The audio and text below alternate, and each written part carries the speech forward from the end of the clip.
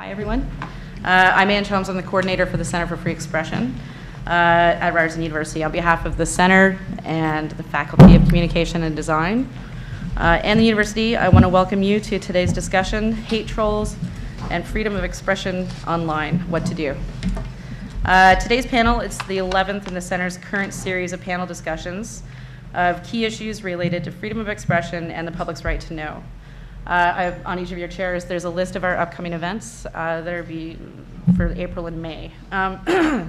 Also, the Center's website, cfe.ryerson.ca, is a great source of information, blogs, and news about free expression. If you would like to receive receive notices of the Center's events, I'm going to be passing around some clipboards so you can sign up on it.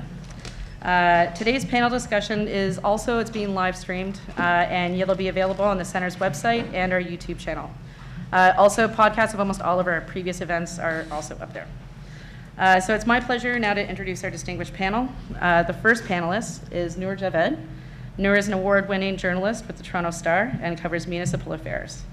She fulfilled a lifelong dream when she joined the Star a decade ago, and since then has been working to tell the stories reflective of the city's diverse communities. In 2011, Noor won a National Newspaper Award for her analysis and reporting on Toronto's booming condo market. Noor holds an MA in journalism from the University of Western Ontario and a human biology degree from the University of Toronto. Our second panelist is Julie Lalonde, an Ottawa-based women's rights activist and public educator. She works with various organizations dedicated to ending sexual violence, engaging bystanders, and building communities of support. Julie has won numerous awards for her work, including the Governor General's Award in commemoration of the Persons case. The third panelist is Penni Stewart. Penni is an associate professor of sociology at York University and is a senior fellow of the Center for Free Expression. Penni served as president of the Canadian Association of University Teachers, CAUT, from 2008 until 2011. She is currently a member of CAUT's Academic Freedom and Tenure Committee and a member of the board of the Harry Crow Foundation. Her current research interests include academic freedom, respectful workplaces, and equity and inclusivity. Our fourth panelist was to be James Turk, the director of the Center for Free Expression. Unfortunately, Jim was in New York and he got food poisoning, so he was unable to make it. Our moderator for today's discussion is Fuyuki Kurasawa. Fuyuki is a research chair in global digital citizenship at York University. He has been a Fulbright scholar, a Commonwealth Scholar, as well as a visiting fellow at Cornell University, the École des Hautes Études en Sciences Sociales, Harvard University, New York University, and Yale University, where he is the faculty fellow of the Center for Cultural Sociology. He is the author of several books and has a new one coming out soon entitled Intersections and Interventions, Canadian Essays and Cultural Materialism, and is also currently conducting research on the visual representation of dissident suffering. Please join me in welcoming this remarkable panel.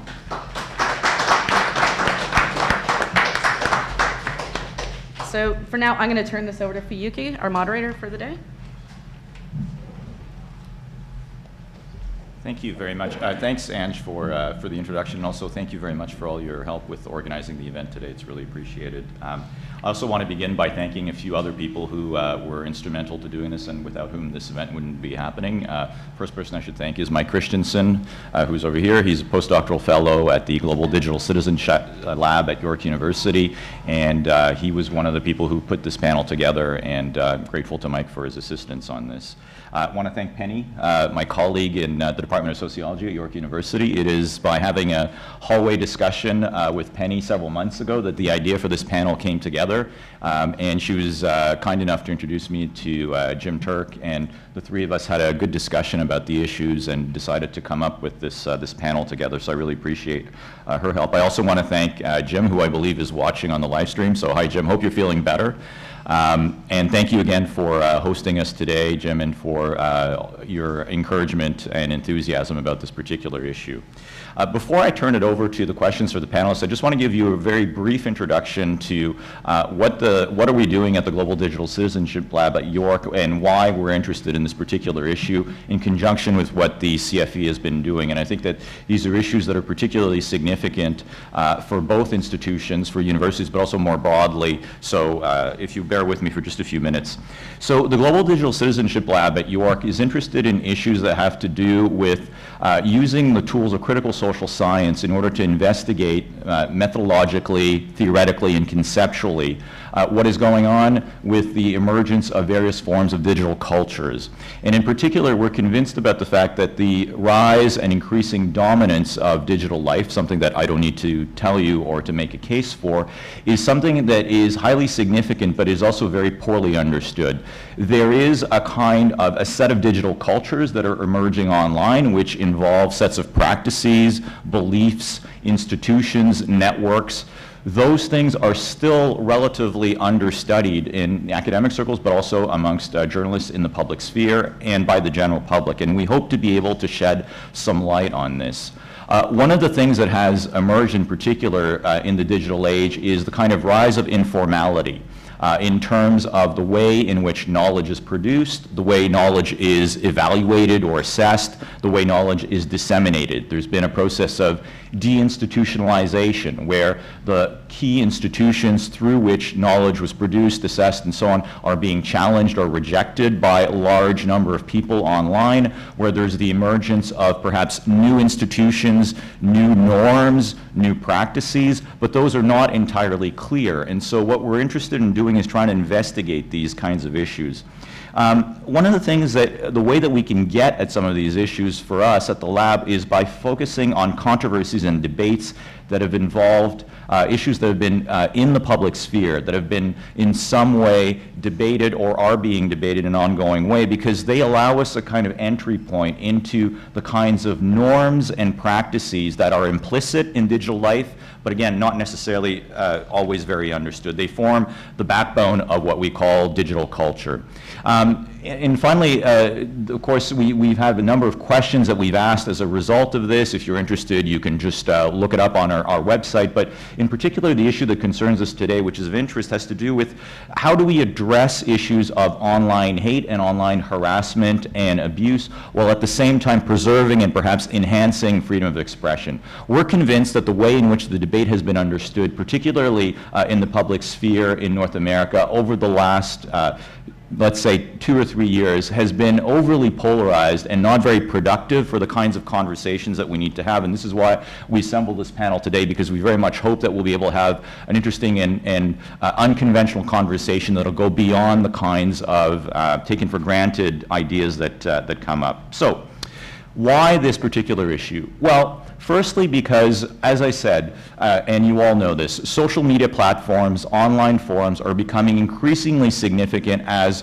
means and ways through which citizens are exercising their freedom of expression, are gaining information about various issues, are able to debate and engage in public life. Therefore, if you want, these kinds of platforms are no longer peripheral, but they're central to what we can call citizenship, and specifically a concept of digital citizenship, which is to say that as citizens we have rights and responsibilities which involve us being engaged in public debate, and one of the ways, and the increasing way through which this is being done, is through these various platforms.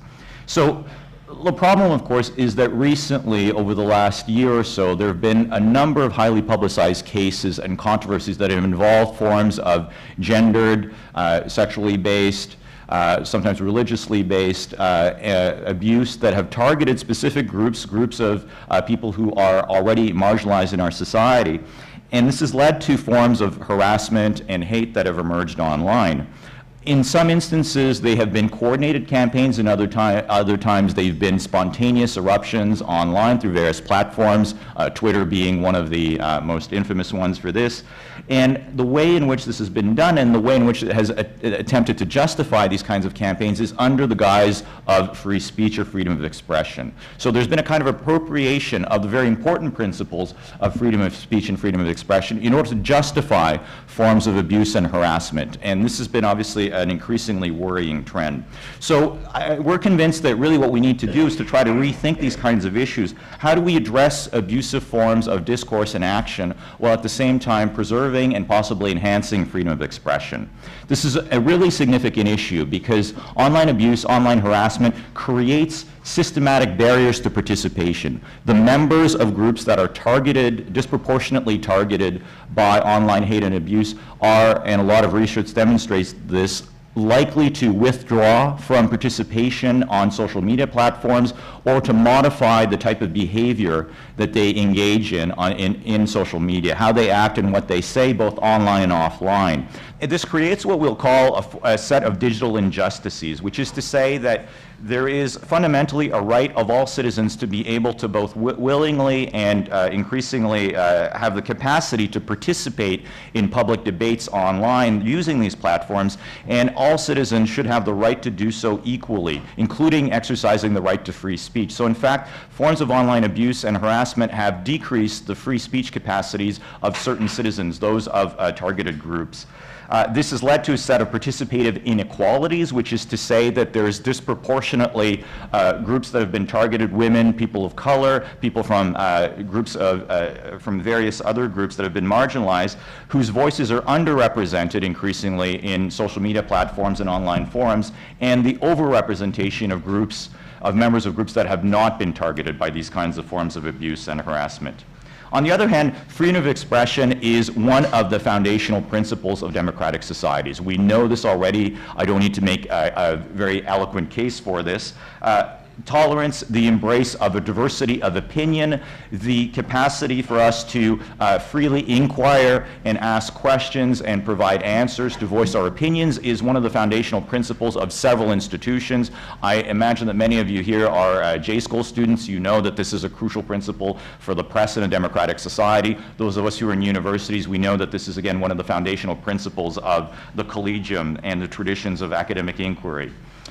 The proposed remedies, however, to, on the one hand, protect freedom of expression, and on the other hand, to also address forms of online abuse and harassment, have not always been very satisfactory and have raised as many questions as the answers that they've provided. So often we have turned to social media platforms. We've said, Facebook, Instagram, Twitter, you have to do something in order to address these forms of hate and abuse. But the problem is that we are turning to what are private, for-profit, multinational corporations and asking them to be the arbiters of free speech in democratic society without any oversight or accountability to democratically elected institutions. So obviously this is problematic.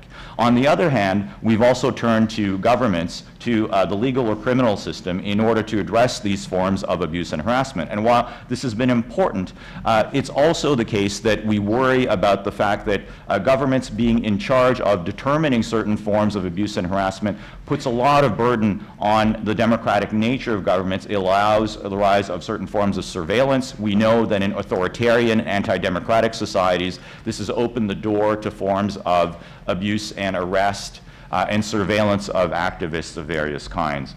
And finally, the kind of techno-libertarian solution, which is let's just let the market of ideas, quote unquote, make a determination as to what the best and the worst ideas are without intervening in any way, has also been deeply unsatisfying as a response, because again, it's led to the proliferation of forms of online abuse and hate. So we do need to rethink what digital citizenship is and how that goes about. So I'm going to now turn to, having given this introduction, I'm now going to turn to the panelists, and I'm just going to start by asking you, and here I'll take the, I guess I'll take the mic. Yeah. Or do you want me to, are you going to sit? Yeah, I'm going to sit, sure.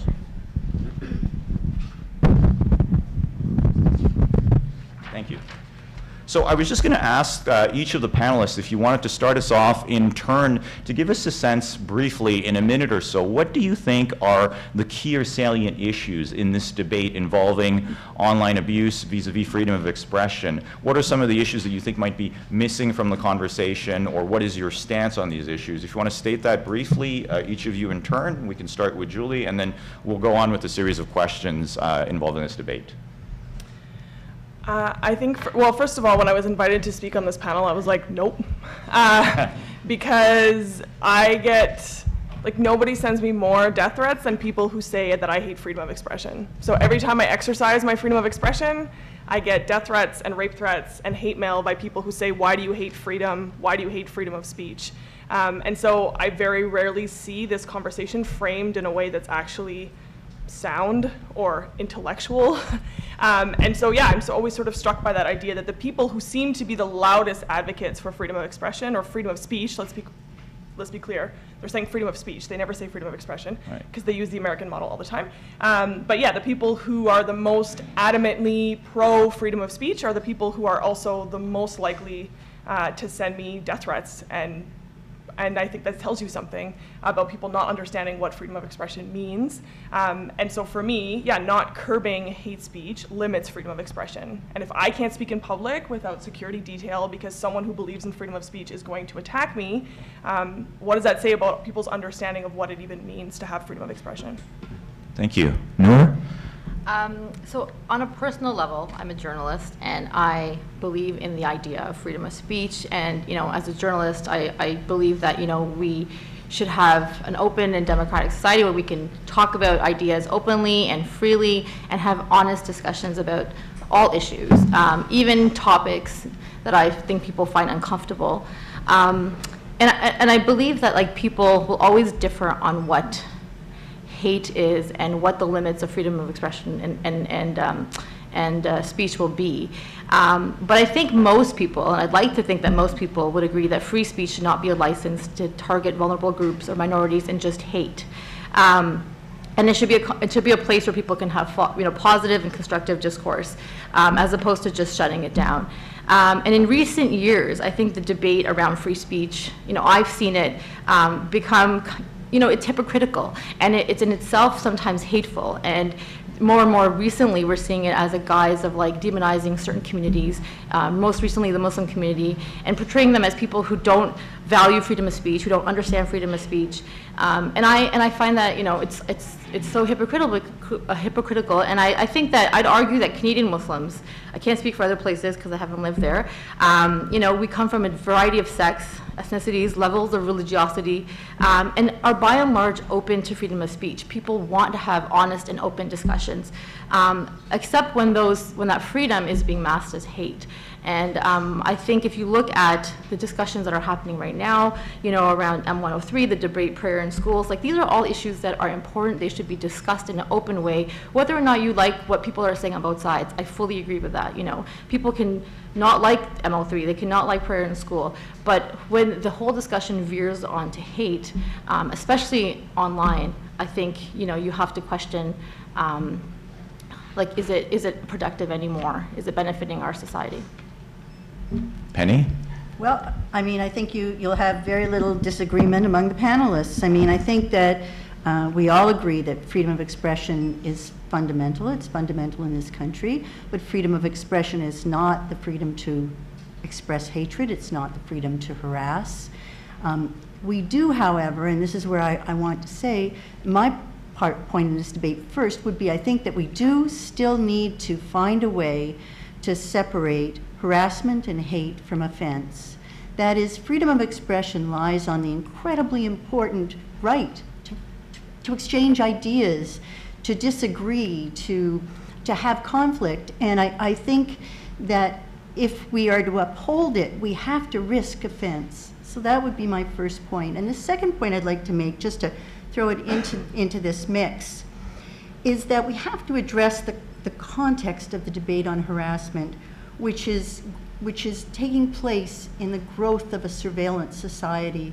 We have a society where both governments, I think Fuyuki alluded to this, both governments and internet providers, social media providers are only too ready to regulate, to collect data, to curtail speech. And we're seeing ways in which curtailment can threaten privacy rights, certainly privacy rights, but also privacy rights underlying freedom of expression threaten freedom of expression as well. So I think that too often, in my experience, what I've seen are regulations brought in, particularly I work in a university context, I work with civility policies a lot. And so there you have regulations brought in to deal with offensive speech, uncivil speech, rudeness, but they deal with rudeness as if it were harassment and hate. And once you do that, the harm of regulating in fact, really chills speech because people start to self-censor. When we worry about being regulated, we begin to self-censor, and that kind of undercuts everything we believe in freedom of expression. So I just raised those 2 points. We've got lots to say, and I really, I'm looking forward to hearing both my colleagues on this. Thank you very much. So I guess like the first kind of question that's addressed to the panel in general has to do with the old question of, what's the cause and effect in terms of technology vis-a-vis existing social problems? In other words, are social media platforms right now enabling new forms of abuse and harassment that didn't exist before? Are they simply reinforcing existing forms of hate and abuse? What's the role of that? And if these social media platforms, online fora, are allowing new forms, then what are they? What would be the forms specifically that are emerging online that may be different from what existed in the past?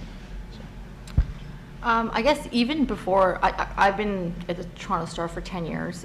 So, when I started, there was no Facebook or things, which is amazing to think now, but no Twitter. But even before social media, I mean, I remember getting hate mail.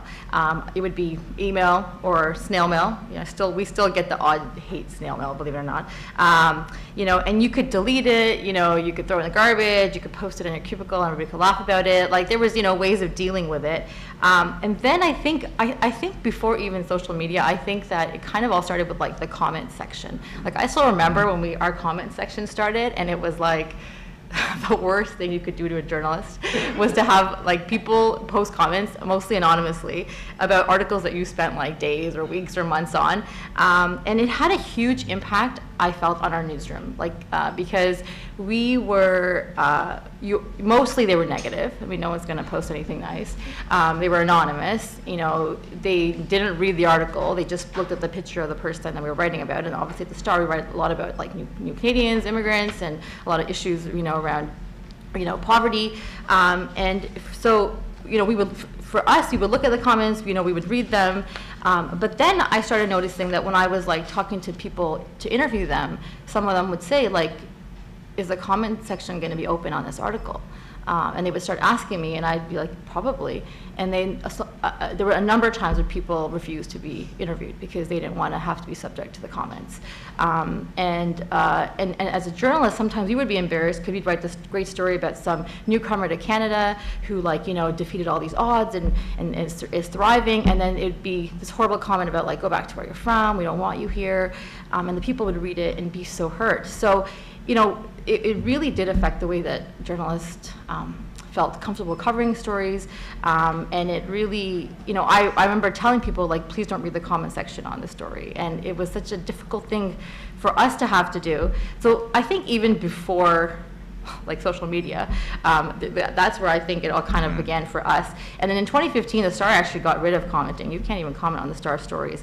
And it happened in part because the Star had difficulty policing the comment section, because even we had moderators, they didn't really know what was acceptable, what wasn't acceptable. Sometimes we were sending them emails to our moderators saying, that's hate.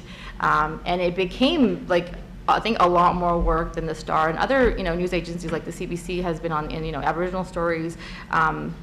And other organizations have kind of realized that, why should we be paying for people to monitor people who can't really control themselves? So that's where I kind of think it began, and then social media, I think, just took it to the next level. Thank you. Any other panelists want to? Sorry. I think it's a tension for me because as someone who's been doing work to end violence against women since before social media, when it first came on the scene, we definitely were of the opinion that it was a new tool for an old form of violence, and that if these people could have been able to fling mud at me 25 years ago, they would have done it had they had the capacity. So I do think that it is a reflection of existing ideals that are out there. It's more accessible. So to find a journalist now, you just look them up on Twitter, and I can tell you I hate your story. It takes 2 seconds. Yeah. But I do think, to quote my friend Jane Bailey, who's a professor who looks at this issue, she talks about, if you build a car without brakes, you're still responsible for the fact that it has no brakes. So, Twitter, for example, is renowned for a reason for being the worst platform to be a woman or to be queer or to be trans or to be a person of color for a reason. It's by design that they've enabled this to happen, because they hide behind the idea of free speech, free speech. And if you've ever had a conversation with the folks at Twitter, they remind you that like we were so integral to the Arab Spring, right? Because we allow freedom of speech, which is like really great, but when you're like allowing neo-Nazis in a Canadian context, like you can't just like rely on the time that you were really awesome at the Arab Spring. So I think Twitter, like there is something unique to the Twitter situation, and for me, I think what's ironic is the idea that folks like myself are constantly accused of curating our social medias to create an echo chamber. But in fact, I think it's the opposite. It's the folks who are targeting in a mob sort of way, folks like myself and folks like yourself, who are actually finding their friends in these echo chambers. Like you might have been like thinking, I'm the only person who thinks this horrible thing about Muslim folks, for example, but you could take 2 seconds to go online and find out there's tons of people who think like you, and it kind of festers these ideas that typically if you had said that at a dinner party, people would be like, get the fuck out of my house. But now people are like, no, join the party. So I think that's what has sort of social media has allowed, is that it allows it to fester, because seemingly, like conspiracy theories, for example, like the fact that when I came forward about being harassed at RMC, people were like, she's part of a conspiracy to take down the military. If you said that at a dinner party, people would be like, that's ludicrous. But you can go online and find all kinds of people who believe all kinds of weird things, and they will encourage you to keep believing those weird things. So I think that's what social media, the element that it brings is, yeah, it allows these ideas to fester and not be shot down as quickly as they would be if you had to say them like à haute voix in front of other people who would look at you and say like, no. So the fringes are now the mainstream, and then everybody else is sort of pushed to the outside. I think also organized mobbing is just absolutely facilitated on the internet. I mean, it's just last night on the news there was a journalist from Mexico saying that they were stopping journalist bylines because of trolling attacks that were then carried out with death threats. And, you know, we had a session here just a few weeks ago on journalism in Mexico and the devastating effect of troll attacks and how they were very effectively organizing threats. So does that mean, therefore, that we need to revise our conceptions of freedom of expression today in the digital age?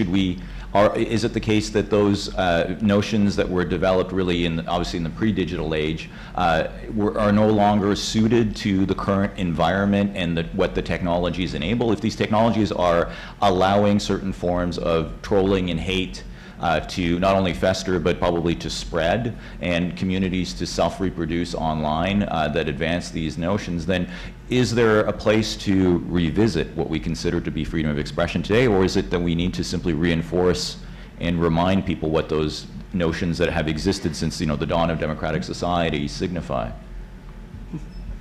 I don't know where those dawns came from. Yeah, the dawn of democratic society is pretty grandiose. Yeah, I don't know.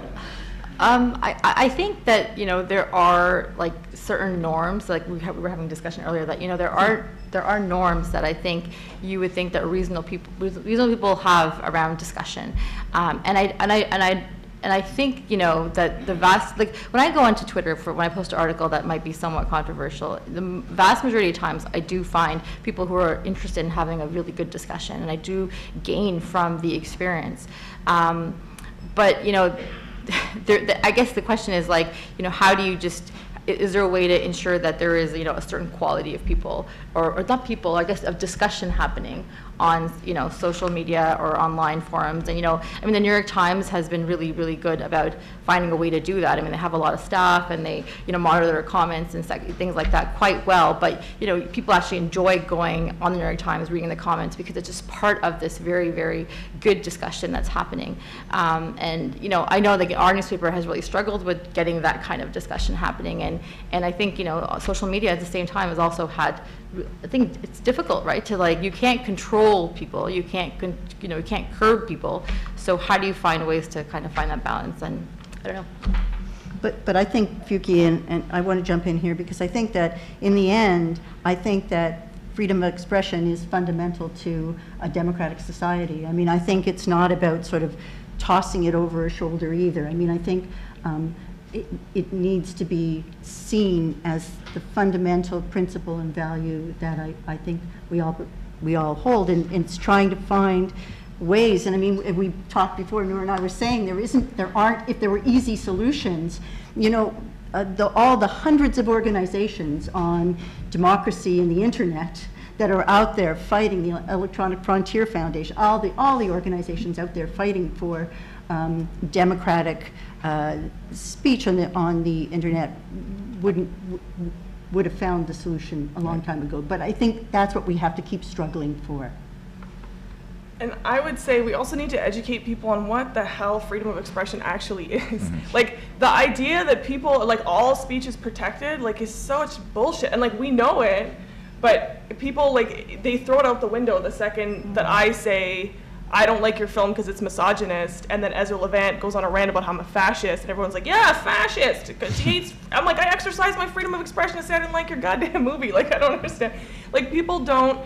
And this idea that all speech is protected, it's like if I went on the stand and said, no, you know, I'd be like, you can't commit perjury. I can't say this water cured cancer and sell it to you, because that's you know, you can't just say things. Like, all kinds of speech are curbed all the time. But people don't think of it in that context. They think of it as like freedom of speech. One, they have a very American understanding of what that is, and like, good God, we need to understand it in Canadian context. But also, yeah, that there's tons of, you can't lie on the stand, you can't sell a product that's not gonna do what it says it does, you can't falsely advertise. Like, there's tons of ways in which we curb speech all the time. But the second you say, no, we're not gonna allow you to call her like a cunt in the comment section, people are like, oh my God, human rights violation. Like, it's so ludicrous. And so for me, it's about going back to what freedom of expression is, not creating new norms or creating these, but like literally just bring it back to basics of, there are tons of ways in which your speech is limited every day, and people understand that as part of living in a democracy, that you can't lie and you can't just be libelous and you can't do these things.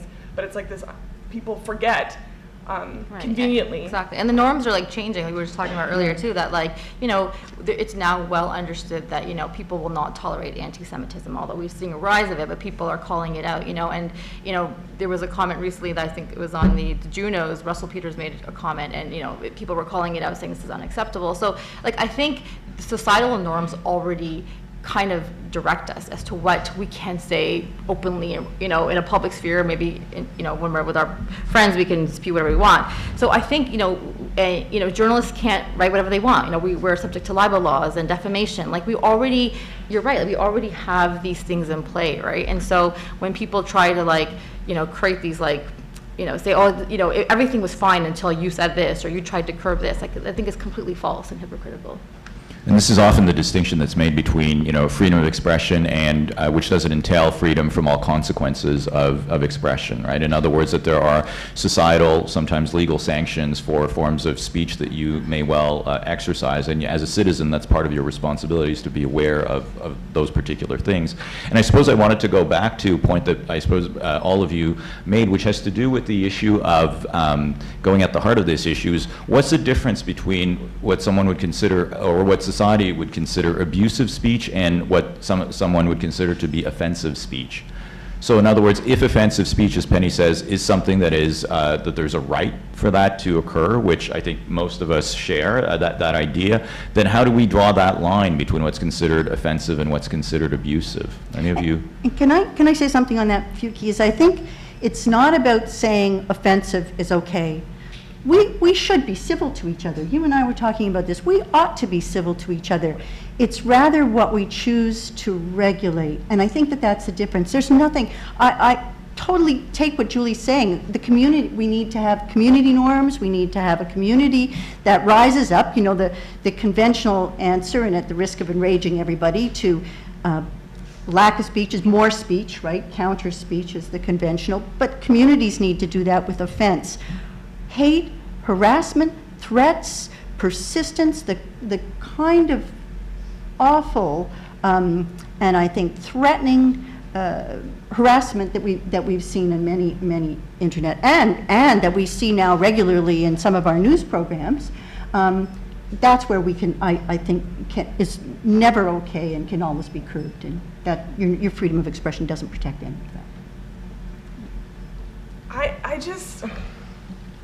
I don't know, like, I'm not a legal scholar, first of all, so I don't have to worry about it, and I'm not a journalist in the same way, but I got a real issue with people having their hill to die on of, like, what about my right to call you a cunt? Like, like people, like, but that's my daily life. Like, every day, that's what I endure, is people are like, what if, like, that's the hill you choose to die on. Like, I think that tells us a great deal about the level of discussion, that's what people will, like, take to the death. Not the fact that every time you post an article, every time I'm quoted somewhere, I get hate mail, I get old school mail, I get phone call death threats. Like, all of that is like, but what about my right to call you names? Right. And that's where I've seen the conversation devolve. And so that's why I'm not interested generally in having the conversation, because it bores me to tears to see highly, highly privileged people whining about their right to call me names. And I just don't feel like it's actually getting us anywhere. And so, yeah, I don't know, that it always sticks in my mind of like, that's the hill you choose to die on. Like, what does that say about you? And I think you can't, I don't think you can control what's offensive to people. People have different thresholds of what they find offensive, right? Like, you know, I might be offended by something someone's wearing or someone's not wearing or whatever. Like, you'll never be able to control that. But I think that, like, we have to admit that there is some point at which just offensive material is becoming, like, it's becoming dangerous, right? Like, people, like, you know, for example, the recent, you know, terror attack in Quebec, like, the guy who did it, like, he wasn't, you know, I guess extremist I mean, he was extremist because he killed him, but I mean, you know, he was kind of, you know, his Facebook at least showed that he was supporting mainstream people with, not mainstream, I guess, people who are trying to become Donald Trump and Marine Le Pen, so people who are kind of trying to work within this new mainstream, I guess, put it like that. You know, and so, you know, their ideas are highly offensive to a huge segment of the population, and yet, you know, he was able to somehow contort those offensive things into something so hateful that he went out and killed people. So, I don't know, like, it's difficult because I don't think you can actually, you know, control or you know, say this is where we should stop and this is where, you know, my offense starts and your offense. But I think we have to be cognizant that, like, it's a fine line between when something is just offensive and it becomes hateful and then becomes potentially like deadly. Yeah, absolutely. I wanted to ask you now, before we turn to kind of discussing about the kinds of responses that have existed in your evaluations of these kinds of responses, if you have any specific cases in mind where you've seen these two issues that play with each other, that have involved, you know, freedom of expression on the one hand, on the other hand, that have involved issues of online hate or abuse, if they're, and what's the lessons that you may have drawn from those cases? It could be, you know, in the press, it could be in universities, it could be own experience, or however you want to take that.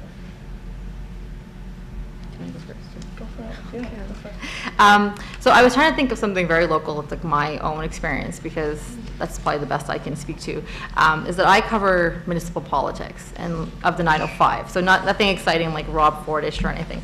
And I kind of did it really, to be honest, because I was sick and tired of getting hate, and I wanted to cover something benign, and I like municipal politics, and I live in the 905, so it matters to me, because for years anything I write, I would just get like hate mail, hate the campaigns, and I was just kind of tired of it. I have like a family, and I was like, I just want to go to work and not have to deal with people just hating me because I wear a hijab, which is really what sometimes it comes down to.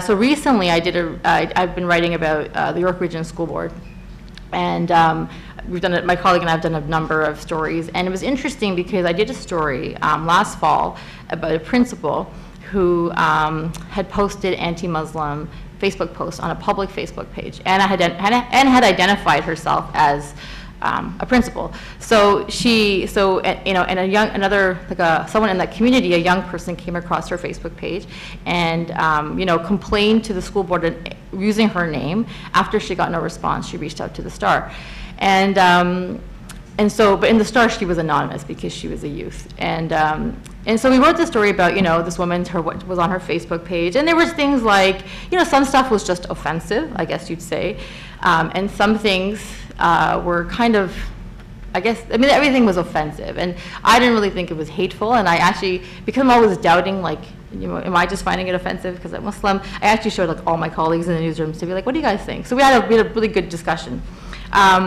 Anyways, we ended up writing, because, you know, she was a principal of a school. She wasn't just like a person in our own private space writing these things, and she had identified her. So we did the story. It was on the first day of school, so obviously it was like all over the news, and it was so interesting because this woman had clearly breached the rules of her own profession, right? And she even later apologized for the posts and said that I'm learning for them. But this group of people started this whole campaign against me.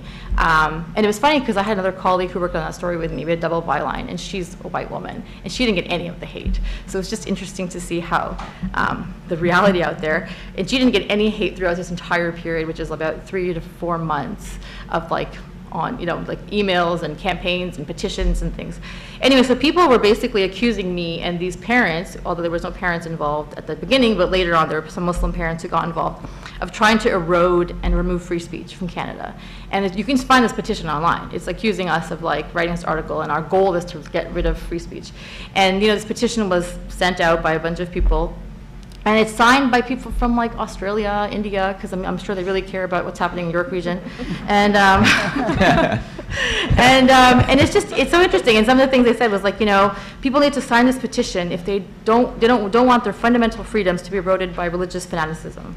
And because of that, I started getting lots of online hate. Some guy kept calling me, trying to get my view on freedom of speech. And he was just he just called me all the time. There was email smear campaigns, and there was these libelous letters that went out calling me ISIS and Muslim Brotherhood that went out to all the mayors and politicians up in York region that I work with regularly, which we actually thought about if we should we do a defamation, but it was anonymous, so we really couldn't do much. So it just goes to show you that this is a story that, by all accounts, was a story that showed that this woman had breached her own professional policies, and yet the framing of it was, here's this Muslim reporter, not a reporter, happens to be Muslim, who doesn't understand free speech, and she's not allowing this woman to say what she wants to about Muslims. So that's one example that it's interesting to see how there's so many things that play. There's the whole idea of white privilege, with my colleague, and even she was astounded at the fact that she didn't get a single piece of hate. Interesting. Well, besides my experience in December that I was talking about how a local independent for-profit movie theater was showing a film that has been criticized across the world for being super misogynist. I mean, in the trailer, a man says, if I ever sat on a jury of a sexual assault trial, I would never convict. So, pretty clear that it's not awesome. And they were going to show it around December 6th, so I sent out 3 tweets saying, hey, your timing is super offensive. It's the 16 Days of Activism on Violence Against Women. The group who's organizing this event, it's a fundraiser for them. They got their charitable status through illegal means. This is kind of gross. Probably shouldn't do that. They were like, oh, we didn't realize. They pulled the film. Media covered it, and it was this whole thing where Ezra and Gavin McInnes and all these folks were determined that I was a fascist. Which continue. I still get hate mail and death threats about it. But when Noor was speaking, I was actually thinking about the Dalhousie Dentistry students. That whole debacle started with these people arguing that it's a private Facebook group. I'm gonna say whatever I want to say, even though we were wow, you're talking about drug-facilitated sexual assault, and you're going to be in a position where you're going to be drugging patients. It is our business, whether or not. But that whole debate around is it private if it's a private Facebook group, and can people make jokes and not have us see it as an ethical violation, because they're not saying they did those things to those women, or that they would, but that they find it funny.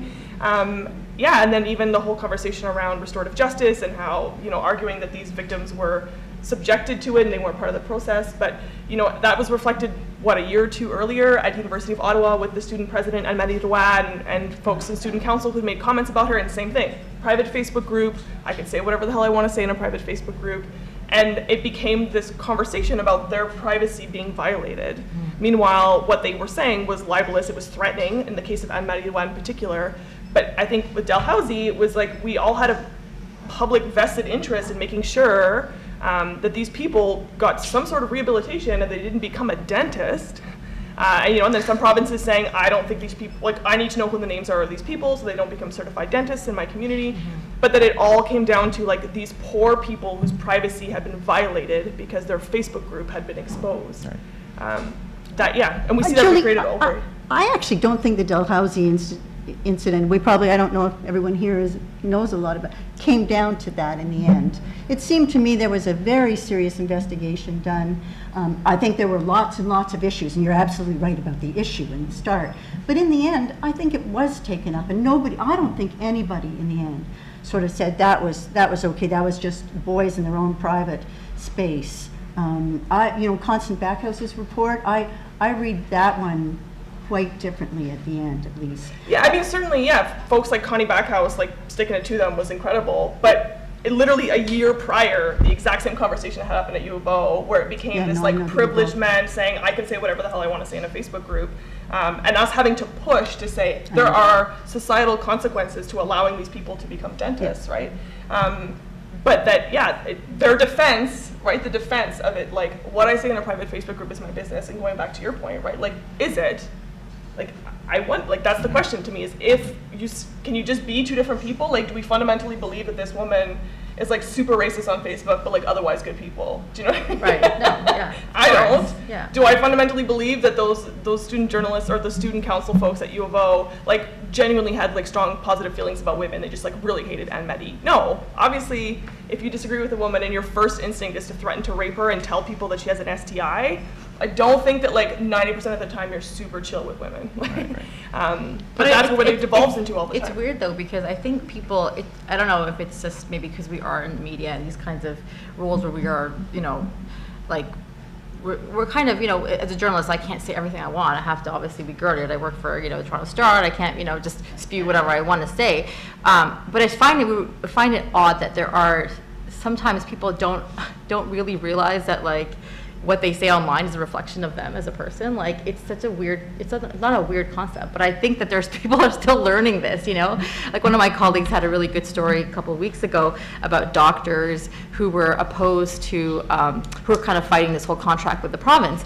And, like, they were just, depending on what side you were on, they were, like, hating on each other in this, like, very, very, aggressive and bad way, and, like, putting their names out there on Facebook pages and, like, on social media. And it's like they didn't realize the consequences of, like, what they were doing. And I find that just so weird. And I remember my colleague, she called up each hospital and said, what your, resident said, or what your, like, chief of staff said. And people were shocked that, like, how do people not really understand that what you say on a Facebook group is a reflection of you, and people are trying to defend themselves, like, well, I didn't really mean to call them, C word or whatever. But I don't know, I just find that odd that people don't understand how those two things work. Is it just that, like, the online space is the new, like, I didn't mean it because I was drunk? Like, maybe that's, do you know what I mean? Like, how, like, historically people were like, oh, I'm only racist when I'm drunk, and I just, like, let my freak flag fly or whatever. Like, is that how people, I don't know. But, like, historically, that's how people were. We're like, oh, I went on this huge tirade because I was drunk, and, like, I just get sassy when I'm drunk. And, like, now people are just like, I got online, and I just, like, can't hold back. The other side of offense is we also go after lots of people for being offensive. Glenn Greenwald wrote in The Intercept not that long ago, maybe a year ago, about the case of Azhar Ahmed, right, who was a young man who wrote on a Facebook post who said something, there was a killing of some British soldiers, pointed out that the British soldiers in Afghanistan had been killing many, many women, children, families, and said more or less British soldiers deserve to die, and was promptly, on a Facebook post, was charged with a public order offense. So that's both an example of kind of the racist way we take up offense, but it does mean people are gone. Do we want that? Do we want people to be gone after in that way for offense? I mean, I guess part of what it seems to me it's always turning it on its head too. I mean, I'm not quite sure where the solution comes, and maybe we should talk a little bit about whether there are solutions, whether you Julie and Noor have found solutions to some of this. But yeah, and this is where I wanted to, I'm just aware of time ticking by here and trying to be a good timekeeper, and I wanted to turn it maybe to kind of discussing the kinds of solutions that have been proposed. I mean, I'll give you an example. There is a report that was released just a couple of weeks ago by the Standing Committee on the Status of Women at the Federal Parliament, and in this report report, which is Julie knows because she was one of the people who testified at the commission. The report is entitled "Taking Action to End Violence Against Young Women and Girls in Canada," and it recommends, and here I'm just going to read it to make sure that I get the language correctly. It recommends revising the criminal code in order to include cyber violence and online harassment as part of the legal definition and threshold for criminal harassment, while respecting the right of freedom of expression defined in the Canadian Charter of Rights and Freedoms. So in other words, I guess when we're talking about often solutions or responses, it's often been legal ones that we've turned to, criminal ones, or ones done by various police forces, enforcement mechanisms. Are these the kinds of solutions that are appropriate to the problem that we're dealing with?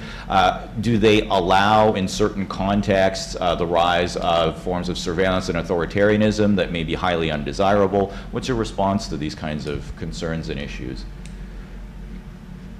I think it's also one of those things of finding a balance. Like, I don't think anybody would want to live in a, well, we kind of live in a surveillance society already, but I mean, like, you know, I think people want to have the freedom to be able to say certain things. But I think, like I've said before, like, I think when it reaches a point where it's like violent, it's bordering on violence, you know, it's harmful. Like, you know, there was that case just this week with that Newsweek journalist, Kurt Eichenwald. Yeah, like that was such an interesting, you know, the guy, he has epilepsy and he's openly talked about it, and people started sending him gifts that would like get him into epileptic shock. And like, you know, in one case he was able to like prevent it, and this happened again. And he's been very critical about Donald Trump and things. And second time it happened, like he actually went into shock, and like, you know, he had to call 911. He like lost, like, I can't remember the exact details, but he lost like feeling in his arms and things like that. And then he actually got the FBI involved, and they and Twitter was involved. Twitter helped him get the account of the guy who sent it, and the guy got charged. I think it was just this week. And so I think like no one's going to argue that that is not a good thing. I mean, you know, and I think, so I think there has to be, you know, I think there has to be a coordination when things get violent. I think that there has to also be this, I think there has to be this kind of discussion or this sense among even like a community, like whether it's journalists or activists, that we're not going to tolerate hate from certain people. You know, if someone is like, if there's this, you know, oftentimes like when Muslim women on Twitter get hate, like we try to show solidarity with each other in terms of like either reaching out to each other or, you know, responding back to the person that's hating. And I think there has to be more of this kind of thing, that we are not going to like tolerate this kind of a discussion or forum, because I think if people know that, you know, they're kind of, if, you know, the haters know that there's a big group of people that are just kind of in solidarity, I think that will police itself without having to get more kind of government regulation. That's, I don't know, that's what I think. So I think we should use the law when it's called for to go after harassment. I think the bigger problem is our police are still not taking up, at least as I understand it, police are simply not taking up cases with the alacrity with which they should be taken up. I think that that extensive education is still called for with police forces. I mean, that seems to be the problem. But we've got, even using current laws, although I think our recent law on cyber harassment, the Bill C-13, has its own problems about creating new and worrying regulatory things for expression. Nevertheless, I mean, I think we've got defamation, there's still pornography, obscenity, there's many laws, criminal harassment laws, and I think they should be used. Yeah, I mean, I have lots of feelings. One, I think we need to hold like for-profit companies that operate in Canada. Like if you have terms of usage, like Twitter should be held to those. So if Twitter says that you can't do X, Y, and Z on their platform, and someone does X, Y, and Z, then Twitter needs to do something about it. When I was impersonated last year several times, and I found out because an organization that works with New Canadians contacted me to say, why are you telling us to send Syrian refugees back to Syria? And I had no idea what they were talking about. And so I was impersonated by someone for basically the entire summer. When I contacted police, because impersonation is a crime, and it had a clear impact on me, and thankfully this person was like, I'll just reach out to her because it seems out of character. But had they not done that, you know, you would Google me and this horrible, vile stuff would come up. And the police sent me back a link to Twitter's how to file a report with Twitter. Wow. And so I used my privilege as someone who's public to say, you're either going to fix this or I'm going to talk about it and it's not going to be pretty. But I think that tells you something about how there's sort of this pass the buck mentality, but also this idea of like, well, that's how Twitter works. And like, it's like, no, if you violate a criminal code, it's a criminal code violation on Twitter. It doesn't matter if it's on Twitter. Twitter operates in Canada. And I want Twitter to operate in Canada, but it's an industry like anything else. And the example I give is that if it's the mining industry that's violating Canadian law, we can't just be like, well, that's how they work in the mining industry. Like, we wouldn't treat it that way. We treat it very differently. And the example that I use all the time is like a man in, the Peel Regional Police showed up at his house because he threatened the Ted Rogers statue, saying that if you don't give Jose Batista the offer that he wants, I will pick up the Ted Rogers statue and throw it in the river. Like, the likelihood of him doing that, pretty slim. Also, like, who's that hurting? But Peel Regional Police, because Rogers showed up at his house and was like, you can't threaten a goddamn statue. And so, like, voyons. So we do it, and also, the other example I use is like folks like Michelle Rempel, who has had someone criminalized for harassing her, which should be done. Trudeau has had people criminalized for harassing them, but if you like literally copy and paste those tweets and send them to me, nobody does shit. And so we do, if it's happened to politicians, if it's happening to for-profit institutions, if you're damaging the brand, then suddenly the police are very, very interested in addressing it. And to me, part of the problem is not just that you have very archaic police forces who literally don't understand what Twitter is. And I mean, I could tell you hundreds of stories of women who are being harassed online, myself included, by real life people. And the police were just like, what's Twitter? Or just log off or whatever. But I also fundamentally believe that if police started addressing this problem, that's all they would ever do. Like, the volume is so high that someone like myself, like Ottawa Police, you could have a person dedicated to addressing just me. Whether it's phone calls, whether it's snail mail that I get, whether it's email. I mean, we didn't talk about that, but email is one of the biggest ways in which I get death threats all the time, like kicking it old school. Like, who am I supposed to take that up with, right? And so, not to give credit to police generally, because that's not really my jam, but I think there are police forces that know this is a problem, but it's like, if I start opening up that can of worms, this is all I will do, because the volume of it is just so extensive, and it oftentimes becomes this cross-border stuff. The guy who's harassing me, it says, well, his IP address says he's in the Ukraine. Like, why would the dude from the Ukraine care about a movie theater situation happening in Ottawa, right? Like, he isn't in the Ukraine, he just changed his address, right? So, so not just holding police accountable as in, like, do your job, but also they need resources. Like, you need resources, and if you're rural and it's OPP and there's 2 cops in your town, like, he's not gonna spend his time going after the person who's trolling you. Like, he's just not gonna do that. So I think that's where we need leadership federally, is saying if this is a priority, then it's a priority for everybody and not just Ted Rogers statues and politicians. But that means they need resources. Like, they need people who are trained to understand how to investigate this stuff and for whom it's their sole job to do that. And I think, I know, like, maybe aspiring journalists here, but like even newsrooms are really struggling with how to deal with this issue. Like, there was a discussion a couple weeks ago with like some women from different newsrooms, because like the level of hate that like female columnists and journalists get is just, it's so much more than what men are getting. And, at every level, I mean, from letters filled with like semen to like letters with excrement to like, it's like, I've gotten letters with excrement. So I mean, so it's just, and newsrooms are struggling with it, and they don't know, like, it has a toll. Hate has a toll on journalists. Like, there is just no question of it. It's directly impacted me. It impacts my editors who have to deal with me. It impacts like what people are willing to write, what people want to say, how much people are engaged online. And I know that, and for an intern, if you're like a Muslim young woman who's an intern and you're getting hate, like, you don't even know if you should bring it up with your seniors because you're so vulnerable, right, in that newsroom. And so it's, the Toronto Star has just recently realized and have really opened up this discussion that, this is the process, what you should do if you're getting hate, and this is what we're going to do. And this is because I think they've realized that you cannot ignore it. It has a personal toll on people. It has a toll on the entire organization. But it's something that even newsrooms, I know, because I ask other people what happens in your newsroom, and there really aren't that many newsrooms that are dealing with this because they don't know what to do. Because the scale is, just like you say, there's so much of it. I mean, we try to joke about it, like I know my colleague Michelle Shepard, who covers national security, she gets like death threats all the time, and she just posts them in her cubicle, but I mean, it's not really that funny, right? But we just try to joke about it to be like, okay, make light of it. dangerous thing is that, you know, I've experienced situations where it goes very quickly from, you know, just online and emails to like people actually starting to call you and track you and stalk you. So the line, it blurs very quickly. Okay.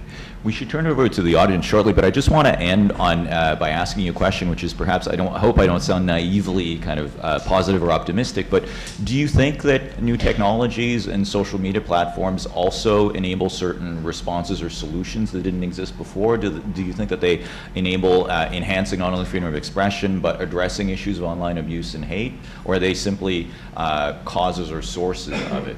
What's your sense, or do you have any instances or examples where those things may have helped, these new technologies may have actually helped rather than hindered? I would say, yeah. I mean, I see young rural youth using online technology to connect in ways that they weren't able to do before.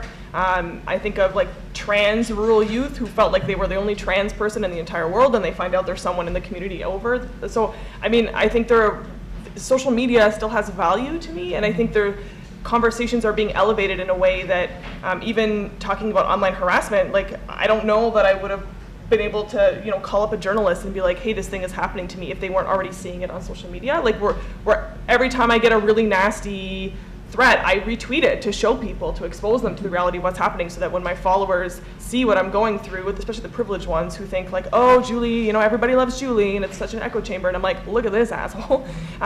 So I do think that it has created a space for people to have those conversations, also in a nuanced way, because mainstream media likes to simplify things, and we're able to have conversations about nuance, even in 140 characters, when you create that space to say, hey, other people who are being targeted online, this is my latest troll, and let's talk about, how my freedom of expression is being curbed by these people.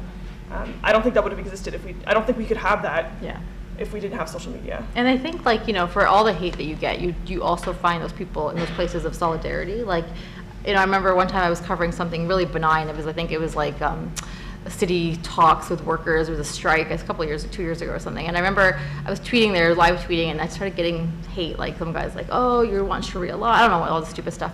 So I was like, what the hell, right? So I normally just kind of ignore it, but I was just so pissed off because it's the most boring thing ever. And I was getting hate just because of my profile pic. And so I just kind of did a couple of screen grabs, and I'm like, look what I'm getting. I'm covering something so benign. And then people, a bunch of my colleagues at CPC and other people that were like, this is ridiculous. And they started tweeting it and retweeting it. I think I got like 3,000 tweets or something, retweets. And people were like, oh, and I got like dozens and dozens of phone calls and emails and things from people saying, oh my God, we're with you. This is ridiculous. So I think I think it's easy when you're kind of just getting hate to think, oh my God, this is it. This is the world. Everybody hates me. But then you can find those kind of allies and shows of solidarity, which I think are really important, especially now, for people and activists and journalists. And I think, you know, you can't argue that social media in certain parts of the world, like in the Middle East and stuff, they really have allowed people to have discussions, open and free discussions, where they have never been allowed to have it, ever. You know, like I know in the Middle East, because I grew up, for a couple of years I was in the Middle East, and I remember like there was no freedom of press, no nothing. And now with Twitter, I mean, like Saudi Arabia, for example, has like the highest Twitter use in the world. And because it's like, you know, although they are still curbed and there are still obviously severe restrictions and limits to what people can say, there are many discussions that are happening on social media which were never, ever happening before. That's great. Thank you very much. Penny, did you want to? No. Okay, great. So what I wanted to do now is turn it over to the audience for the Q&A portion of the event, and I'm going to ask you to have a question that is brief. We're gonna please avoid like long statements, which everybody on panels does not like. And what we'll do is we'll try to collect 2 or 3 questions, and then let the panelists respond, and we'll do a few rounds of that as we go along. So just raise your hand and don't be shy.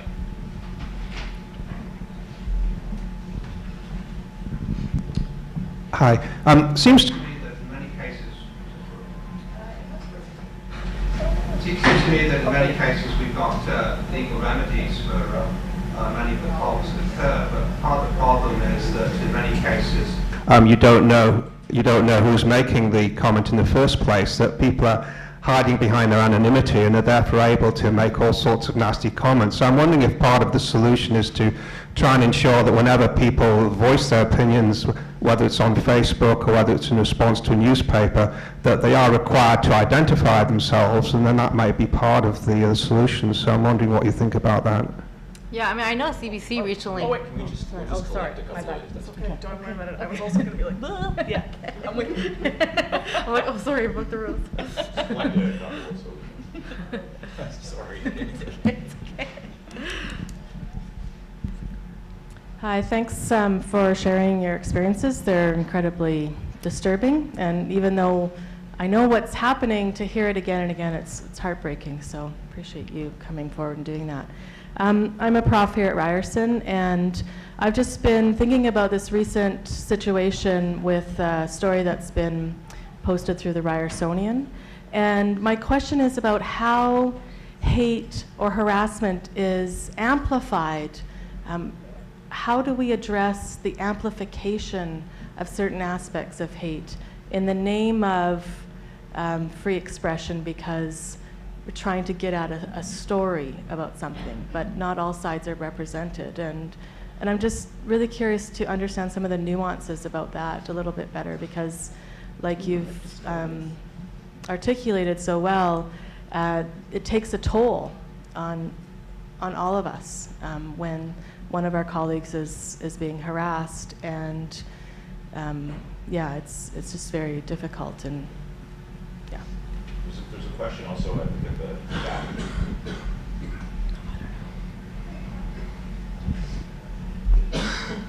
Hi, thanks to all the speakers as well. Related to the question about anonymity, I'm also wondering if you think that in the ways we teach students from a young age and at the university level now, if you think we're being too permissive about anonymity, if we're letting people not attach themselves to their opinions so much so that an anonymity is expected. And I ask that because some of the pedagogical tools that we're encouraged to use, the surveys we do in classrooms, polleverywhere.com, you can participate in these classroom exercises without having to reveal who you are. So you can post something very flagrant and offensive, even in a classroom, under sort of the idea of pedagogy. So I'm just wondering, are there other places where we're being too permissive about anonymity?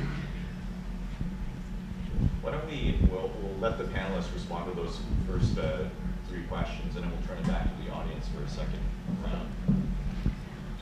I can start on the anonymity, and then others come in and sort of thinking about that. I think that anonymity, of course, is the great double-edged sword, because it also allows for organizing. It also allows for progressive people to come together who might not otherwise come together and to speak. On our polls of students, I think one of the things around, for example, teaching evaluations and other things, is we think that anonymity encourages participation and encourages students to speak out when they might not otherwise have done that. And so I think it's always that mix. And of course, we've been talking about things that are violations, some things at least we've been talking about are violations of the criminal code, and so your anonymity has got to be able to be lifted at some point. We've got to find ways, so I do recognize the complexity of it, but I think anonymity has a very positive side as well. So I would say that, and yeah. Like I know, like I think I was recently, the CBC has, you have to identify yourself. You have to use your name if you run a post on the CBC, and that was one of the things I was thinking about, but I just lost my thought. So I think, and Twitter too, right? Twitter just changed their rules, I think, where they said that you have to, they're going to try to reduce the number of like anonymous kind of bot, egg-faced Twitter users. So I think there is a sense that, you cannot allow people to just hide behind, fake names or no names and things like that. And I already, if someone is like sending me hate and they don't identify themselves, I just don't respond. And I've told them, I'm not going to respond to you until I know who you are. I don't know if you can mandate that, but I think on a personal level, like I know many of my colleagues already do that, because it's not fair for them to have that right, to say whatever they want and not have to tell me who they are. So that's what I think. I actually have one. I think the idea that the issue is around anonymity, I don't buy it at all. I've gotten lengthy, so I was joking about this yesterday. As a bilingual woman, I get death threats in both languages. It's very Canadian. And I got like a 16-paragraph death threat from someone who gave me his full name and address. So like people who are brazen, I've had people threaten me to my face after speaking to, like 90% of the work I do is offline. So when people threaten me online, and they're gonna show up at my event, like this is a public event, people show up to my face and tell me I deserve to die to my face. So I know exactly what you look like, right? So I think it's too easy to argue that these people are anonymous because many of them are brazen enough to say it to your face. And I also, for example, I fought quite strongly against when Stephen Harper made it illegal to cover your face at a protest in Canada. I think you have the right to cover your face and cover your identity at a protest if you're a public servant and you can't be doing political work. I live in Ottawa, right? Like that tension. I think people have the right to organize anonymously. And I'm also someone who was stalked for over a decade by my ex-partner, so my presence on social media other than Twitter was all through fake names because it was the only way I could connect with my family without being targeted by him. So I think there is value in anonymity, but I do think that we do have to find some way, because even when you make people use a name, you don't know that it's their real name. Like, unless you're asking for someone's SIN number and their address, they could be like, my name is Jean-Philippe, and you're like, okay, cool, Jean-Philippe, and it's not Jean-Philippe at all. So I think it's too easy, and I think we oftentimes I think it's an important discussion to think about, as you said, in terms of in the classroom, when you create that setup of like, oh, by the way, you're not saying your name, so like, say whatever freaky thing you want to say. I think there's room to have that discussion, but I get frustrated when so many conversations about online hate boil down to, well, if people weren't anonymous, then we would curb this problem. And in my experience, like it's not. One, people are going to use another way to create a fake identity, but two, there's value in having anonymity for women who've experienced domestic violence, for people who are activists. And like I said, living in Ottawa, public servants cannot be political, and that to me is anti-democratic as far as I'm concerned. Like, you should be able to attend a protest if you're a public servant. So for many of them, it was like, okay, I will wearing a bandana, or I will wearing like a Guy Fawkes mask, and that was now criminalized in Canada. And I think that ties into the anonymity piece online, in my view. Let's turn it over now for the second round of questions. I know there was a hand. There was that one other question though, right? About the amplifying. Oh yeah. Sorry, I thought you had. Yeah, go ahead. No, I don't really know how to answer that question, but I just wanted to remind. So your question was like, how do we like not allow those hateful voices to be amplified? Is that essentially your question? And then the tension with, or the contradiction with, don't feed the trolls, but then you're posting, like you say, you take screenshots of all of the negative hate mail that you get as a way to out the trolls. So I'm curious about that tension. And then we're being told right now to just not even talk about this. It's kind of like the Milo thing, right? Mm-hmm. So like when Milo was on Bill Maher and people said you're giving a platform for hate, but then other people are saying unless you create a space for him to out himself, which he eventually did. But yeah, it's a tension. That's what you're saying, right? The tension between exposing hate and actually giving them a platform. Yeah, and then you can go ahead. I don't know. I know. It's a tension. Yeah. I get it. Like, because I think Milo is the perfect example of that, right? Like, here's somebody that people thought, okay, well, what that whole thing about you got to kick at the darkness till it bleeds daylight, right? Yeah. Like, the only way to kill germs is to give them light. So it's like, okay, well, if people see them for what they really are, then he'll out himself. But in the meantime, like, that's how you get Ivanka's dad as president, right? Like, is saying, oh, we just got to let them out themselves. Well, actually, they recruit by outing themselves. Yeah. They're not necessarily being shutted down. So, and I think honestly, I think a lot of it comes down to how you personally can, if you can deal with it. Like I think having been and having dealt with it for 10 years, like my threshold for like, making a point. It's so low. Like, people will say, oh, you should really write about that, or you should like put it on Twitter, and I'm like, I just don't have the energy. You know what I mean? So I think like if I see young journalists, young Muslim women and others who are like really, really into like outing everyone and talking about it, and they have the energy, but frankly, like after so many years. So I think it also comes down to like how your own kind of level of tolerance and how much you want to make this an issue and a cause. And I mean, I realize that I don't have to be the example for everyone, right? Like, I don't have to represent everyone in my community or every journalist. Everyone has individual experiences and different levels of how much they can take. But you were saying there was a story here that came out, I'm sorry, none of us know the story here, in the Ryersonian, that sort of sparked your... It's a context-specific question in some ways. There was a story about a sister of a student who created a video that was harassing to a sessional instructor. And the video on the Ryersonian was allowed to stand because it was within the context of a story, a journalism student's story. And yet, that was the only voice represented. Right. So, to me, that is a partial story, and yet it's doing harm, and yet there's an argument there. This is about freedom of expression. If it's framed within a news story, then that's enough. But there was only that one voice, that harassing voice represented. And that couldn't be taken up here? It seems to me that would be something that could be addressed within the context of the many policies that are here. I mean, I agree with you, there's an issue, but I think it would seem to me one that could be effectively addressed. I mean, through we have many policies in our universities, or whether universities take them all up, but it seems to me that Ryerson has been, and no? Yeah, maybe it's too specific of a question for this setting. But yes to that, and it's complicated because this is a sessional instructor. How much freedom does this person have in their own classroom? Academic freedom? No, very truncated. I agree. Policies around harassment, yes, they're there, but this was... Yeah, so people get silenced. Yeah, exactly. Yeah, for sure. So I know there were some questions towards I saw some right here. Oh, great, perfect. Right here at the front. There's Hi. another one. Yep. Hi, my name is Yusra Javed. I'm a first-year journalism student.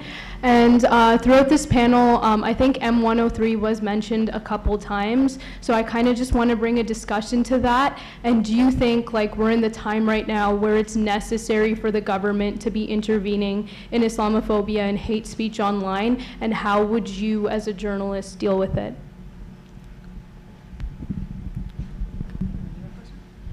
My name is Barry Lipton. This question is for Julie and for Noor. You get hate mail of various kinds every day. And I'm not a doctor, but I would think that every time you open one of those, your adrenaline level goes up a little bit.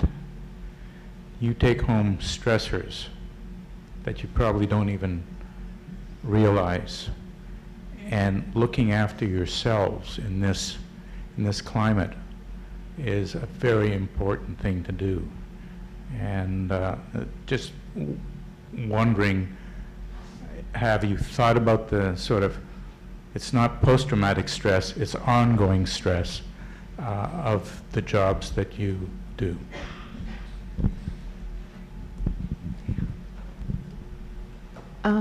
This goes back a little bit to the intro. Sorry, my name's Erin Brooke. I'm a third-year new media student. And in the intro, it was discussed how this is academic research and how do we get the academic community more involved in the discussion and the research, because obviously academic research often informs policy, which informs structural changes. But a lot of what's discussed, being a woman on the internet, I'm like, this feels like old news in a lot of ways.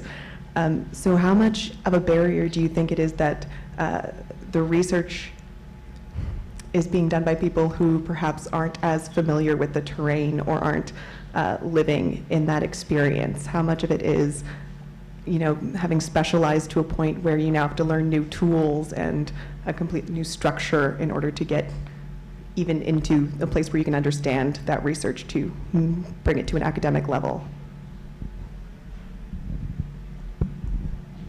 Why don't we turn it over to answer those questions? There's a question about the bill. There's another question about experiences of stress, and then academic research and direct experience, and so on. So I don't know I only know about M103 from what I've been reading, and I haven't been reading that much because I only have a certain level of tolerance for things that offend me. I didn't say hate, I said things that offend me. So I think, I feel like the discussion around Bill 103 has been it's not been an honest discussion. I think there's lots of problems with the way that it's been framed at every level, from, you know, the government choosing to put like a woman of color out on the forefront of this debate when they knew that she would be targeted by like at every level. You know, it's by politicians using it for political purposes. Like, it's just such a, but so many of the debates around Muslims are like this, right? We have to, like, you admit, like the niqab issue and, you know, the snitch line, like everything is such a fake, contrived discussion that really serves no purpose except for political purposes and to like malign the Muslim community. I think like anyone who looks at it objectively cannot argue with that. And the same way this M103, I mean, M103, in it, just the discussion around it proved the need for it, right? You know, the fact that Iqra Khalid got so much hate and so much misogynistic and violent and racist and discriminatory hate, you know, and so did people in government who were supporting her. It's just ridiculous, right? And to think that, you know, we live in this country where we're so progressive and so open, like, it's just, it's so, I think it's just, when you kind of look at all these things, it's like so disheartening and very sad that, you know, that it went to this point. And I think you have to look at all the other factors. You can't look at MO 103 in a bubble. And I also think that like no government, no policy, nothing will actually, maybe it's kind of a pessimistic view, but I don't think you can mandate people to change their views, right? Like, you can talk to people and you can tell people, you know, like, talk to your neighbor and talk to the Muslim down the street or the Aboriginal woman, you know, that your neighbor, but you can't, like, you can't force people to like each other. You can't force people to change their views. You can hope that through education and discussion that people will be open and willing to come to a point where they might agree to disagree on certain things, and stay civil, right? I don't know. I think it's a good effort on the part of the government. I personally do think that, you know, of trying to say that, you know, all races, all discrimination is unacceptable, including against Muslims. I think it's brave of them to like name it and to call it because it exists. People want to deny it. People want to argue about the semantics, Islamophobia, anti-Muslim. But, you know, ask any Muslim woman who is working in a public forum like myself or other of my journalists, like, Islamophobia exists. There is an irrational fear of Muslims for sure. And it's the same thing with the Provincial Anti-Racism Directorate. Like, I give them credit for making strides to say this is unacceptable, the hate is unacceptable. Will it make a difference? I don't know. I'll answer. I think your question is actually sort of related to your question in the sense of, like, part of M103 is literally just to study what is going on in this country, right? And the fact that that scares people is telling, because I think people don't want you to sort of scratch the surface. But I do think we need sound Canadian research looking at rates of online harassment. And in particular, what we know from US statistics around like a predictor in the US of whether or not you're going to shoot up a school is whether or not you beat your wife first, right? And so what we know about online harassment and even what happened in Quebec was that this was someone who had strong misogynist views, and then that turned into neo-Nazi views, which turned into being super ragingly Islamophobic. So looking at why are we not curbing it, like, it seems to be that one of the first entry points is hating women online, targeting women online, consequence-free, and that turning into finding your peeps online, essentially. So there's value to me in the research to look at it from that perspective, but I agree, and I'm glad that that's, even when I was invited to do this, I was just like, ugh.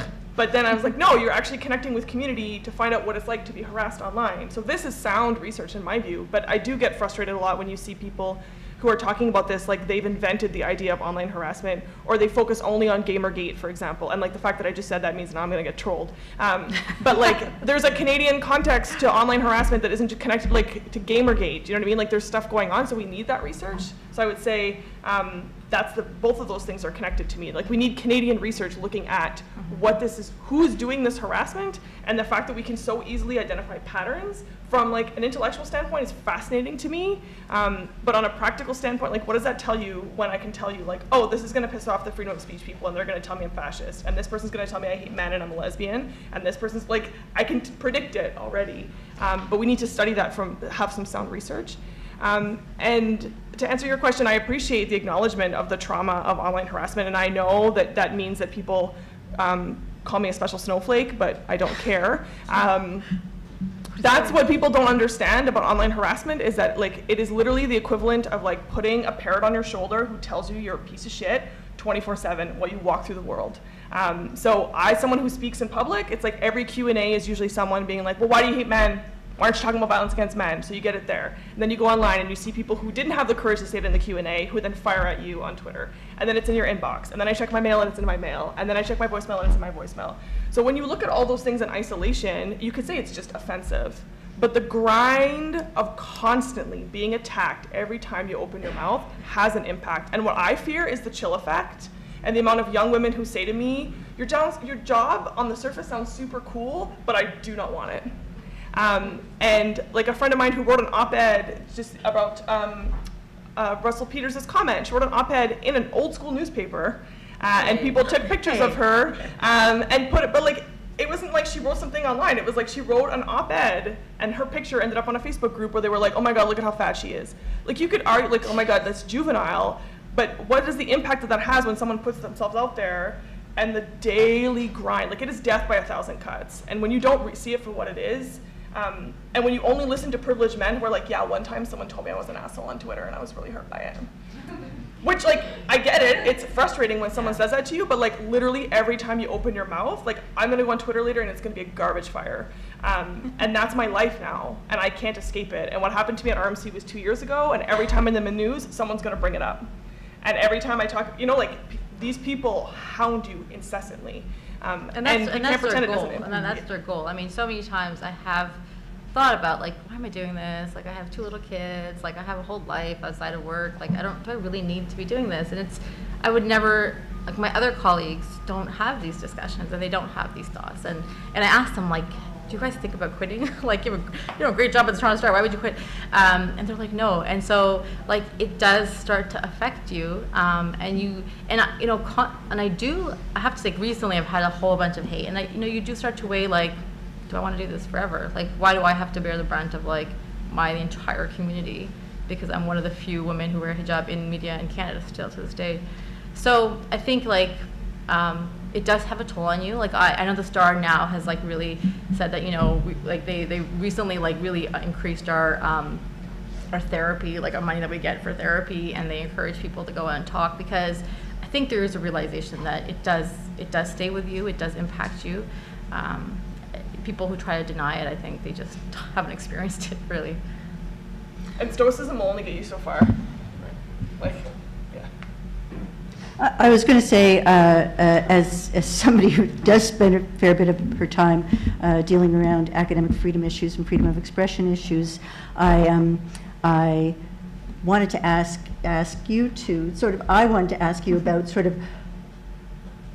do you see any way through?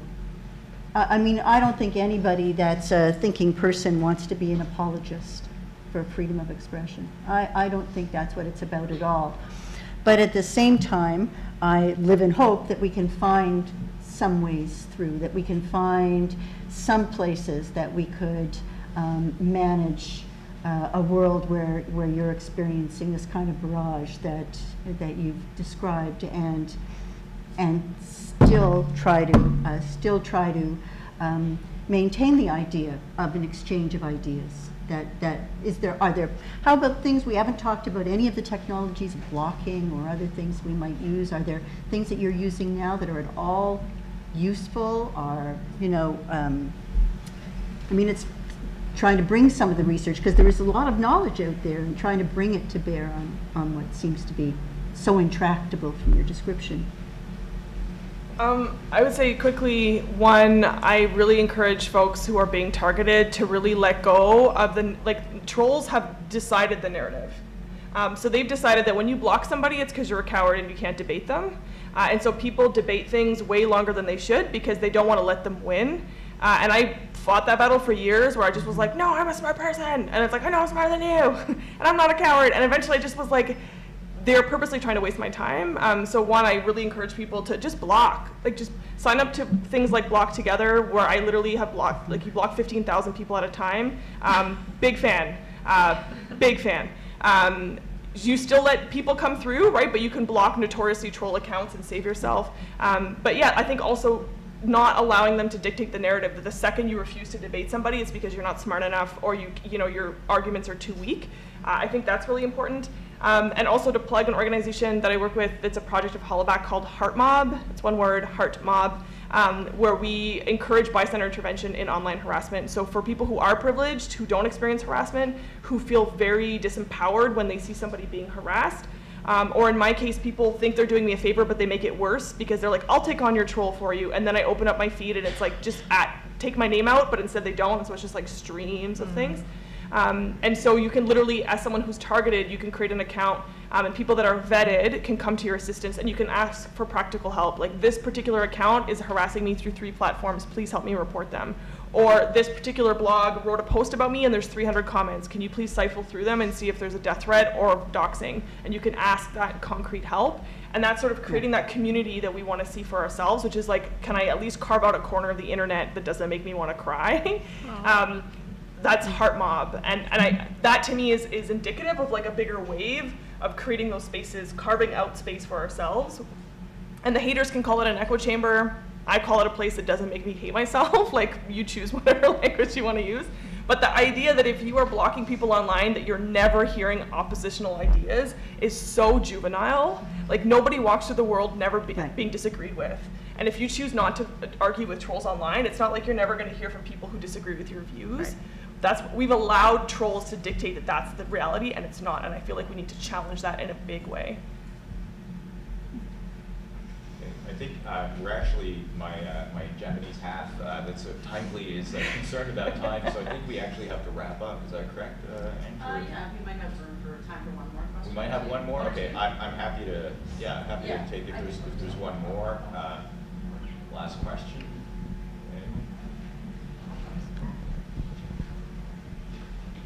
Thanks. My name is Steve Chappelle. This is a true or false for all 4 of you. Okay. True or false?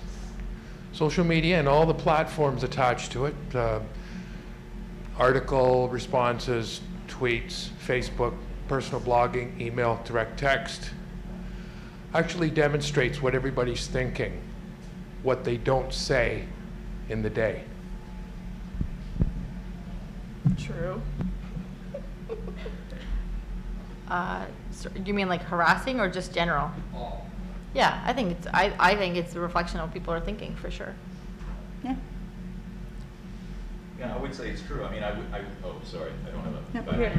I mean, I would just say that, you know, there's been I think a naivete in a lot of societies, you know, Canada and North America and Europe is in particular, where we've kind of become lazy about belief in a consensus and liberal tolerance. And in fact, what we see through social media and so on is that the solidity of those beliefs, even in Canada, around multiculturalism, what that means, receptivity to immigrants, Islamophobia, anti-Semitism, and so on, those are things that we thought, at least some of us thought, were no longer mainstream. And what we're seeing, obviously, is that was a huge mistake that many of us made, and that there's a huge return of this. The drastic underestimation of misogyny and homophobia that still exists in our society is definitely the case. So this is an issue that, you know, needs to be ongoing, and perhaps, you know, as a man, I can say perhaps that's something that those of us who are men are constantly perhaps overestimating the ways in which there's been progress on this issue. And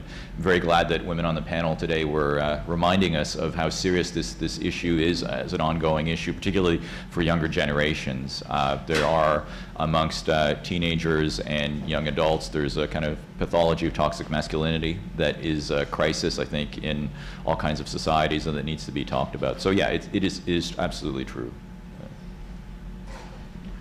Okay, so on this particular note, I'm sorry that I'm the one who happened to have the last word, but I would like to thank all the panelists for actually sharing all their ideas, opinions, expertise on this, and for being generous with your time and ideas. It was really lovely to hear all 3 of you, and grateful to that. I also want to thank you amongst the audience for coming today, for asking questions, engaging, listening to the conversation.